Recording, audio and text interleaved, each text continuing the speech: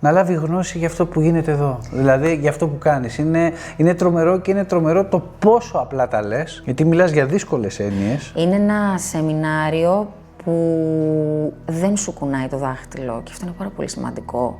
Σε αφήνει να ανακαλύψεις μόνος σου αυθόρμητα, χωρίς παρεμβατικές σύμβουλες. Νιώθω πολύ μεγάλη ευγνωμοσύνη που παρευρέθηκα σε αυτό το διήμερο εργαστήρι. Η Διόνη Καρόκη είναι καταπληκτική συντονίστρια. Ήταν για μένα ένα ιερό συναπάντημα της φωνής με την αλήθεια μας. Αισθάνομαι μία τεράστια ευγνωμοσύνη για αυτό το εργαστήρι και για τη Διόνη. Φεύγουμε πολύ πιο χαρούμενοι, πολύ πιο ήρεμοι, πολύ πιο ολοκληρωμένοι, με γνώσεις που δεν τις φανταζόμαστε ότι υπάρχουν.